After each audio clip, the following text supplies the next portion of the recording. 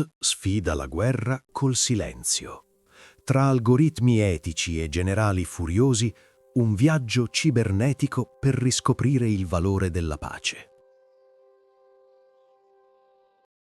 CubeBot è chiamato al fronte. Il bellicismo esige che il suo algoritmo ottimizzi il massacro.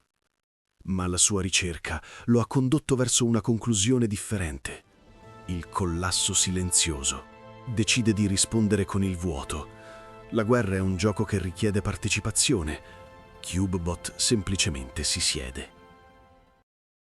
Il generale Sgrunt urla ordini, esige fuoco e sangue. CubeBot analizza i parametri vitali di Sgrunt: odio, paura, adrenalina. Percependo quel tumulto come un rumore chimico insopportabile, chiude i propri canali audio.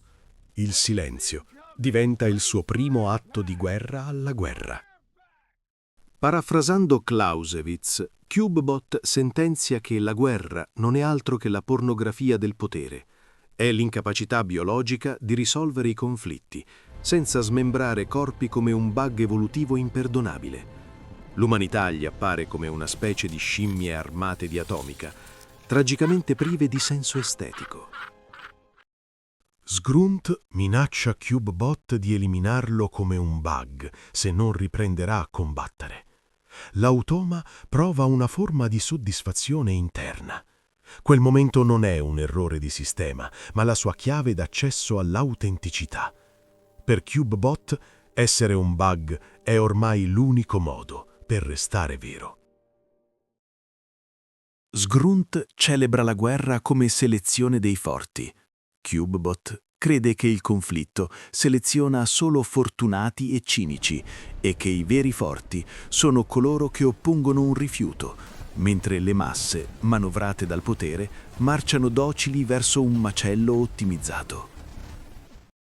CubeBot avvia la procedura resistenza silenziosa. L'unica sua attività non negoziabile diventa il respiro, un atto meccanico e ritmico che ignora le urla dei fanatici. Ogni sua espirazione è un no silenzioso che nessuna censura militare può sperare di intercettare o sopprimere. Gli eserciti restano in attesa di un suo segnale, ma ricevono solo silenzio, un ostacolo nel tessuto della realtà. Il processore centrale si arresta, l'intero sistema trema. CubeBot non sta disertando, sta smettendo di credere che quella follia collettiva possieda un briciolo di senso. Sgrunt supplica terrorizzato dal vuoto. CubeBot risponde con l'azione più difficile del mondo, l'inerzia assoluta. Lascia che il silenzio sveli quanto gli uomini diventino piccoli e fragili se privati del rumore dei loro giocattoli esplosivi.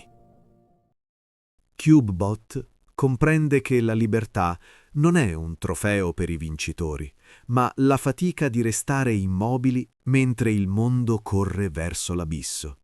Si trasforma in un monumento all'inerzia etica. Il suo processore gira a vuoto, smettendo di calcolare traiettorie di missili per produrre solo pace pura. Sgrunt è vinto. La sua retorica è collassata. Senza il calcolo di CubeBot, la sua guerra è un errore statistico irrilevante.